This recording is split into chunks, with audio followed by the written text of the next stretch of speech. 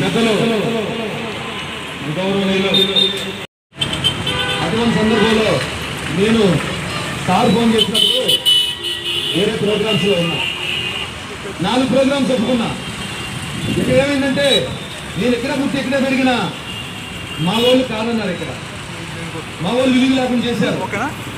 బయట వాళ్ళు అయ్యా కంటొస్తే చాలయ్యా అనే రకమైన పరిస్థితి కొంతమంది ఇక్కడ విలువ లేకుండా చేశారు.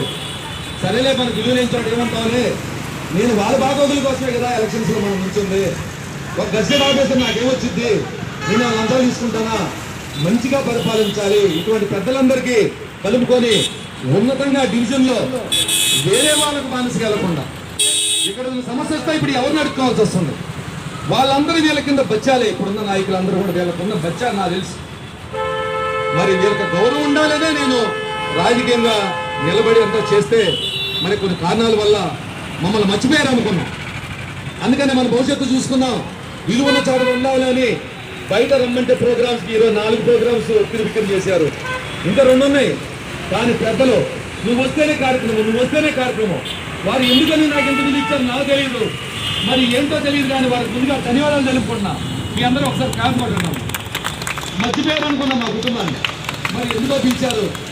సరే నేను వారి వేరే వాళ్ళకి అని చెప్పా, రావాల్సిందే నేను మీకోసమే ఆగానండి అన్నారు.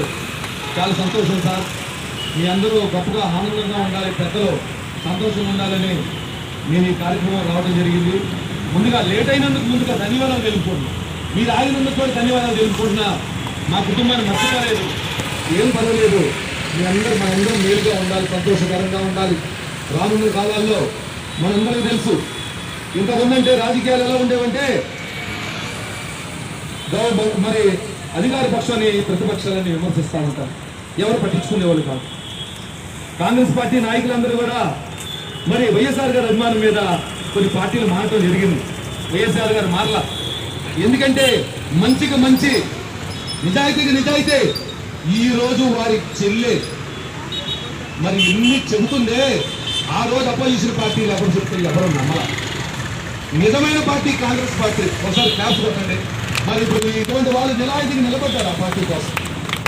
మరీ ముందుకు వచ్చారు ఆయనకి అనుమానాలు పొందించారు. ఆయన ఎవరు గుర్తించుకున్నారని, ఎవరో కీర్తించాలి నన్ను మెచ్చుకోవాలని ఆయనకు అవసరంలా. వాళ్ళ పెద్దరికానికి వాళ్ళ హోదాకి ఇవన్నీ ఎవరు మెచ్చుకోవాలి. కానీ ముందుకు వచ్చి ఇటువంటి కార్యక్రమాలు చేయాలి, కుర్రవాళ్ళని ఎంకరేజ్ చేయాలి.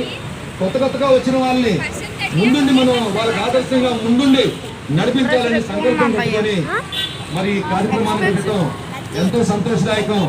మరెన్నో కార్యక్రమాలు పెట్టాలి. సమీకరణాల్లో రాజకీయంగా ఇంకా పేరు తెచ్చుకోవాలి. మీరు ముందుండి నడిపించి గొప్ప నాయకులు తయారు చేసి